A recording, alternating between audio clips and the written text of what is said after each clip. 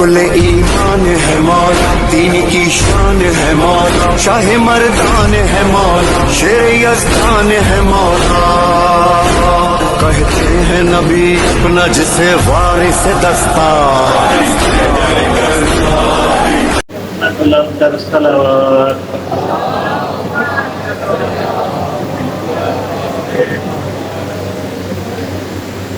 اعوذ باللہ من الشیطان الرجیم، بسم اللہ الرحمن الرحیم، الحمد للہ الذی لا یبلغ بدعتہ القائلون ولا یحصی نعماءہ العادون ولا یؤدی حقہ المجتہدون الذی لا یدرکہ بعد الہمم ولا ینالہ غوث الفتن الذی لیس لصفتہ حد محدود ولا نعت موجود ولا وقت معدود ولا اجل ممدود فطر الخلائق بقدرته ونشر الرياح برحمته ووتد بالصخور ميدان أرضه ثم الصلاة والسلام على أشرف الأنبياء والمرسلين أعني أبي القاسم محمد صلوات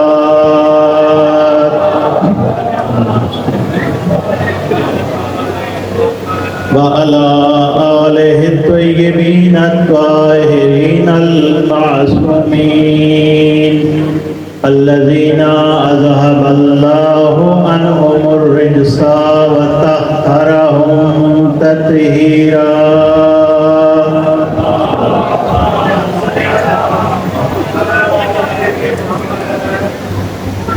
فقال الله تبارك وتعالى في كتابه المجيد وفرقانه الحميد وهو أصدق القائلين بسم الله الرحمن الرحيم وأنزلنا إليك الذكر لتبين للناس ما نزل إليهم صلوات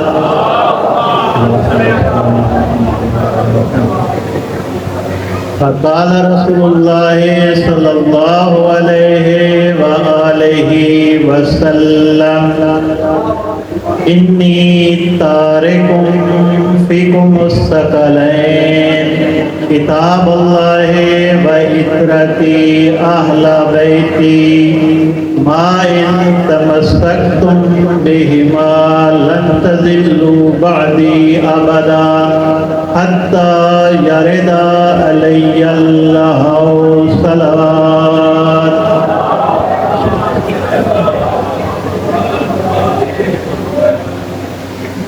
میں کوئی خطیب نہیں ہوں، میں ایک کو طالب علم اور ایک کو خادم کی حیثیت سے وہ میں اس مقام پر بیٹھا ہوں، لیکن میں آپ سے بھی کمتر ہوں۔ یہ شجاعت بھائی نے بیان کیا، یہ ان کی والدہ معظمہ کی برکت تھی کہ وہ سب کو لے کر کربلا، کاظمین، مشہد، وہ ان کی برکت تھی کہ سب خانوادے کو اکٹھا کر کے زیارات کے لیے آتے، اور ہم خادم ہیں، نوکر ہیں کہ جو بھی زائرین ہیں ان کی خدمت کرتے ہیں، اور یہ بھی شرف اور یہ بھی ان کا کرم ہے، ہماری کوئی حیثیت نہیں ہے۔ جس آیت کریمہ کو میں نے اپنے موضوع کے لیے انتخاب کیا ہے، اگر آپ کی توجہ میری طرف رہے گی تو تب آپ کو بات کی سمجھ آئے گی۔ اور یہ وہ قیمتی باتیں ہیں کہ جن کا یاد کرنا ہمارے لیے بھی ضروری ہے اور آپ کے لیے بھی ضروری ہے، کیونکہ ہم سب جو ہیں، ہم کیا ہیں؟ ہم موالیان حیدر کرار ہیں، ہم علی کے ماننے والے ہیں، فقط علی کا نہیں بلکہ ان کے 11 بیٹوں کے ماننے والے ہیں۔ اور آپ خوش نصیب ہیں کہ اللہ نے آپ کو وہ پاکیزہ ہادی عطا کیے ہیں کہ کائنات میں بعد از پیغمبر گرامی اسلام ایسا کوئی نہیں ہے۔ بے شک آپ یہ چیلنج ہے، آپ جہاں کہیں بھی نظر دوڑا لیں، ہمیں دوسروں سے کوئی غرض نہیں ہے۔ میں اپنے مکتب کی حقانیت کو بیان کر رہا ہوں کہ ہمارے مکتب کے جو راہبر ہیں، جو امام ہیں، وہ سب کے سب معصوم ہیں۔ وہ سب کے سب کیا ہیں؟ معصوم ہیں۔ معصوم کسے کہتے ہیں؟ جس سے خطا ناممکن ہے، جس سے اشتباہ ناممکن ہے، جس سے خطا اور اشتباہ کیا ہے؟ ناممکن ہے۔ اور ہم سب کے سب کے ہیں مسلمان ہیں۔ جب مسلمان ہیں تو جو پاک پیغمبر پر کتاب نازل ہوئی ہے قرآن کریم، اس قرآن کریم کی اس آیہ کریمہ میں اللہ تعالیٰ یہ فرما رہے ہیں، سورہ نحل کی آیت نمبر ہے 44 میں، وَأَنزَلْنَا إِلَيْكَ الذِّكْرَ، اے پیغمبر گرامی اسلام، ہم نے آپ پر اس ذکر قرآن پاک کو نازل کیا ہے۔ تو پتہ چلا کہ قرآن کو نازل کرنے والا خود خدا ہے، اور جس پر نازل کرے اسے مصطفیٰ کہتے ہیں، جس پر نازل کرے اسے مصطفیٰ کہتے ہیں۔ اور قرآن بھی تمام تعریفات سے پاک ہے۔ تمام مسلمان جتنے بھی ہیں، جس مکتب سے ہیں، جس مسلک سے ہیں، تمام کا اتفاق ہے کہ جو بھی پاک پیغمبر پر نازل ہوا ہے وہی قرآن ہمارے پاس موجود ہے۔ یہ ہمارا کیا ہے؟ عقیدہ و ایمان ہے۔ جعفری صاحب بولیں گے یہ ہمارا کیا ہے؟ عقیدہ و ایمان ہے کہ وہی قرآن پاک ہے جو پیغمبر گرامی اسلام پر نازل ہوا۔ باقی کتابوں میں تعریف ہوئی ہے، لیکن قرآن کا یہ معجزہ ہے اور اعجاز ہے کہ تا قیامت اس میں کوئی رد و بدل نہیں ہو سکتا، کیونکہ مالک نے خود فرما دیا، اِنَّا نَحْنُ نَزَّلْنَا الذِّكْرَ وَإِنَّا لَهُ لَحَافِظُونَ، کہ ہم نے اس قرآن پاک کو نازل کیا ہے اور ہم ہی اس کے محافظ ہیں۔ ہم ہی کیا ہیں؟ اس کے محافظ ہیں، یعنی نازل خدا نے کیا اور حفاظت کی ذمہ داری بھی خدا نے لی ہے۔ توجہ فرما رہے ہیں کہ قرآن کو نازل اللہ نے کیا اور اس کی حفاظت کی ذمہ داری بھی خود خدا نے لی ہے۔ اسی قرآن کی یہ آیہ مجیدہ میں اللہ تعالیٰ فرما رہے ہیں کہ ہم نے آپ پر اس قرآن کو نازل کیا، کس لیے کیا؟ اس کا مقصد کیا ہے؟ اس کا ہدف کیا ہے؟ اس کا ٹارگٹ کیا ہے؟ فرما رہے ہیں لِتُبَيِّنَ لِلنَّاسِ، کہ آپ اس کو بیان کریں، شیئر کریں، لوگوں تک پہنچائیں۔ یہ قرآن کیا کہنا چاہتا ہے؟ اس میں کون کون سی آیات ہیں؟ یہ آیات الہیہ کن کے لیے ہیں؟ تو اس سے پتہ چلا کہ قرآن کا پہلا مفسر اور مبین جو ہے وہ پیغمبر گرامی اسلام ہے۔ آیت کریمہ کو اللہم صلی علی محمد، پتہ چلا کہ قرآن کا پہلا مفسر، مبین، تشریح کرنے والا، بیان کرنے والا جو ہے وہ خود پیغمبر گرامی اسلام کی ذات اقدس ہے، کہ جن کے صدقے میں یہ کائنات بنا۔ ٹھیک ہے، وہ کیا ہے؟ وہ مفسر ہیں۔ اللہ تعالیٰ فرما رہے، میں نہیں فرما رہا، میں آپ کے پاس شیئر کر رہا ہوں، بتا رہا ہوں کہ اللہ تعالیٰ فرما رہے ہیں، سورہ نحل ہے، آیت نمبر 44 ہے، گھر دیکھ جا کر دیکھنا۔ جب آپ حرم میں آتے ہیں، تشریف لاتے ہیں، یہ امام برگاہ جو ہے یہ ذریعہ ہے قرآن تک پہنچنے کا، یہ ذریعہ ہے عبادات الہی کو حاصل کرنے کا، یہ ذریعہ ہے سعادت ابدی کا۔ یہ ذریعہ ہے سعادت ابدی کا۔ جا کر دیکھنا ہے سورہ نحل کی آیت نمبر 44 میں یہ اللہ تعالیٰ نے فرمایا ہے۔ بہت بڑے مفسر ہیں شیعہ جن کا نام ہے علامہ طباطبائی رحمت اللہ علیہ، ان کی ایک تفسیر ہے، اس کا نام ہے المیزان۔ یہ باتیں بڑی مشکل ہوتی ہیں، آپ لوگ اور سننے والے ہیں تو آج اور سننے والے لگے ہیں باہر، لیکن توجہ کیجئے، المیزان ہے ان کی تفسیر۔ المیزان میں علامہ طباطبائی رحمت اللہ علیہ فرماتے ہیں کہ یہ آیت جو ہے یہ فقط پیغمبر کو شامل نہیں ہے بلکہ پیغمبر کے ساتھ اہل بیت علیہ السلام کو بھی شامل ہے۔ اہل بیت بھی قرآن کے مفسر ہیں بعد از پیغمبر گرامی اسلام۔ آپ کہیں گے مولانا بڑا دعویٰ کر دیا، کوئی آیت بیان کریں، آیت دلیل کے بغیر تو کوئی بات نہیں بنتی، آیت بیان کریں۔ پہلی آیت تطہیر ہے، پہلی آیت جو ہے وہ آیت تطہیر ہے جس میں مالک نے فرمایا بسم اللہ الرحمن الرحیم انما یرید اللہ لیذھب عنکم الرجس اہل البیت ویطہرکم تطہیرا۔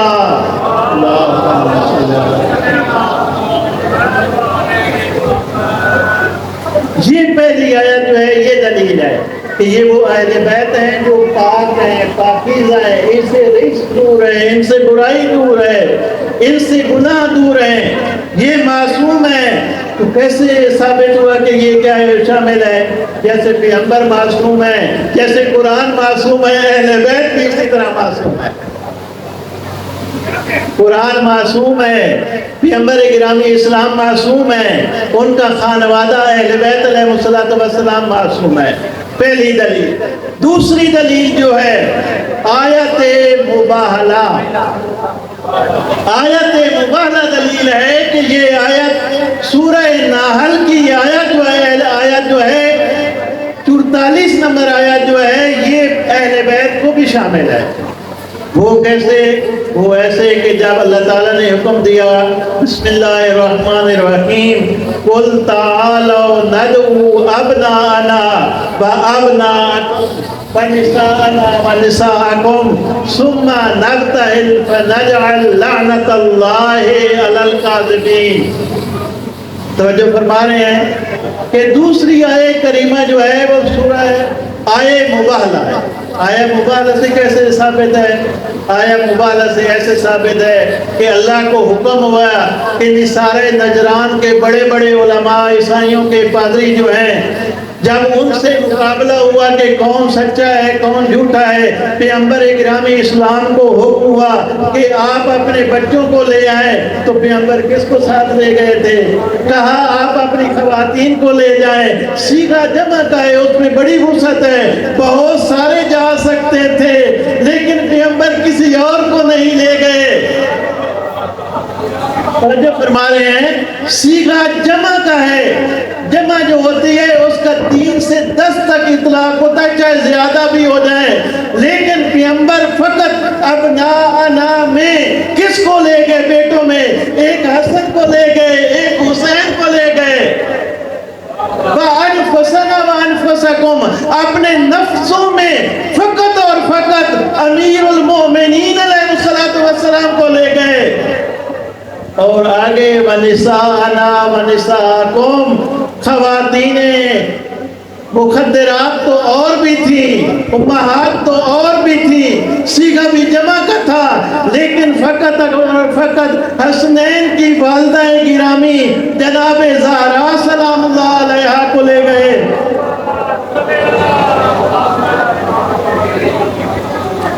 جب ان 5 پیغمبر پاک علیہ السلام کو ان نصارے نجران کے بڑے بڑے پادریوں نے دیکھا تو ان کو پتہ چلا کہ یہ تو وہ ہے، اگر پہاڑ کو کہیں گے پہاڑ ہٹ جائے گا، اگر یہ کہیں کہ پہاڑ کے پیچھے سے کوئی لشکر آ رہا ہے تو یہ سچے ہیں، یہ صادق ہیں، ان سے مباہلہ نہیں کرنا۔ یہ کیا ہے؟ دوسری آیت ہے جس کے لیے سورہ نحل کی آیت نمبر 44 کے لیے کہ کہ قرآن کے مفسر اور مبین جو ہیں پیغمبر گرامی اسلام کے ساتھ ساتھ اہل بیت علیہ السلام بھی ہیں. ہم کیونکہ سب شیعہ ہیں, ہم سے ہمارے اہل سنت جو ہے وہ ہمارے بھائی ہیں, ہم ان کا احترام کرتے ہیں. اگر وہ ہم سے پوچھے کہ بھائی کیا دلیل ہے, ہم بیان کر سکتے ہیں. اے میرا بھائی, اے میرا دوست, اے مسلمان, تو بھی اللہ کو مانتا ہے, ہم بھی اللہ کو مانتے ہیں, تو بھی پیغمبر گرامی اسلام کو مانتا ہے, ہم بھی پیغمبر گرامی اسلام کو مانتے ہیں, تو بھی پیغمبر گرامی اسلام کو خاتم النبیین مانتا ہے, ہم بھی خاتم النبیین مانتے ہیں. ہم بھی کہتے ہیں کہ نبوت کا سلسلہ ختم ہو گیا ہے. توجہ فرما رہے ہیں کہ نبوت کا سلسلہ جو ہے پیغمبر گرامی اسلام پر ختم ہو گیا ہے. تو پھر اہل بیت علیہ السلام کو ہم مانتے ہیں, آپ کسی اور کو مانتے ہیں, وہ آپ کا نصیب ہے, یہ ہمارا نصیب ہے. اس سے بھی ہمیں کوئی غرض نہیں.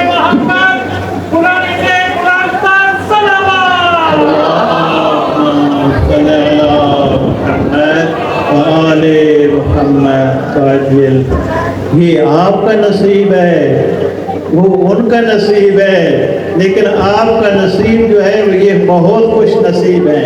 اس کے لیے کہا کہ اگر ایک شخص جو ہے اس کو دن سارا وہ روزہ خدا رکھے, رات ساری عبادت کرتا رہے, اونٹ پہاڑ کے برابر سونا اور چاندی, پہاڑ کہہ رہا ہوں, کوئی تولا نہیں کہہ رہا تولا نہیں کہہ رہا, اونٹ پہاڑ کے برابر اگر سونا اور چاندی راہ خدا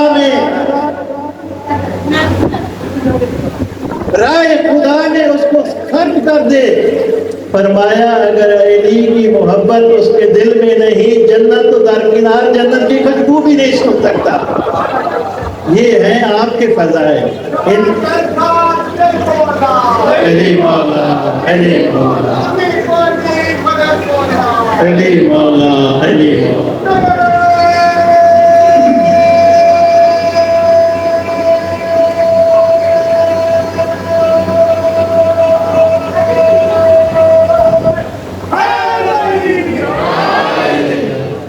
دیکھیے, میں نے آپ کے سامنے فقط دو باتیں کی ہیں کہ پیغمبر گرامی اسلام قرآن کے مفسر ہیں, مبین ہیں, تفسیر کرنے والے ہیں, اور ان کی تفسیر جو ہے اس میں کسی قسم کا شبہ نہیں, اور ان کے ساتھ اہل بیت شامل ہیں. وہ بھی آپ کو دو قرآن کی آیات بیان کی ہیں, ایک آیت تطہیر اور ایک آیت مبالغہ.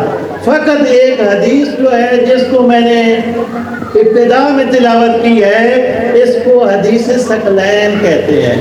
ثقلین جو ہوتی ہے اس کا معنی ہے گراں قدر چیز, بھاری بھرکم. ثقل سے دو طرح سے پڑھا گیا ہے, ثقل بھاری بھرکم, ثقلین جس کی قیمت بہت زیادہ ہوتی ہے. ایک معنی یہ بھی مفسرین نے کیا ہے کہ ثقلین جو ہے, جو مفسر ہوتا ہے, مسافر ہوتا ہے, جو اس کا زاد راہ ہوتا ہے, جو اس کا خرچہ پانی ہوتا ہے. تو ہم سب کا مال و متاع ہی اہل بیت ہے کہ ان کے ذریعے سے ہم نے خدا تک پہنچنا ہے. تو دوسری یہ حدیث اور دو قرآن پاک کی آیات کی تلاوت کی ہے, اس میں یہ پتہ چلا ہے کہ اہل بیت علیہ السلام جو ہیں یہ قرآن کے مفسر, مبین اور اس کی تشریح کرنے والے ہیں. کائنات میں بہت بڑا دعویٰ کر رہا ہوں, بہت بڑا, کائنات میں, پوری کائنات میں محمد و آل محمد کے سوا چاہے جتنے بھی مفسر ہوں, شیعہ کے نزدیک کوئی قرآن کو کمپلیٹ جانتا ہی نہیں ہے. فقط محمد و آل محمد جانتے ہیں کہ یہ آیت کہاں پر اتری ہے. آیا یہ آیت قرآن کی تری پر اتری ہے, خشکی پر اتری ہے, پہاڑوں میں اتری ہے, مکہ میں اتری ہے, مدینہ میں اتری ہے. اگر یہ دعویٰ اہل بیت علیہ السلام کریں تو ان کا قبول ہے, اگر کوئی اور کرے تو ہمیں قبول نہیں ہے. ٹھیک ہے، تو یہ کیا ہے، ہماری گفتگو جو ہے وہ کمپلیٹ ہو گئی ہے۔ فقط ایک جملہ کو مظلوم کربلا امام عالی مقام جب آئے ہیں نا کربلا کی زمین پر، سب سے پہلا ایک سوال کیا ہے، معلوم ہے اس زمین کا نام کیا ہے؟ کسی نے کہا کربلا۔ مولا فرماتے ہیں کربلا یعنی مصیبتوں اور غموں کا گھر۔ پھر فرمایا میں نے اپنے جد امجد اپنے نانا بزرگوار سے سنا تھا یہی وہ مقام ہے یہاں پر سواریوں سے اتر آئے ہیں، یہاں پر ہمارے خون سے سرزمین کربلا جو ہے وہ سیراب ہو جائے گی۔ میں کہوں گا مظلوم کربلا نے ایسا سیراب کیا، اپنی بچوں کا بھی خون بہا دیا، مخدرات و عصمت و طہارت کی پلی ہوئی بیٹیوں کی چادریں قربان کر دی تاکہ قیامت تک کوئی یزید زادہ اب اسلام پر حملہ نہ کر سکے۔ وما علینا الا البلاغ المبین ولعنت اللہ علی قوم الظالمین۔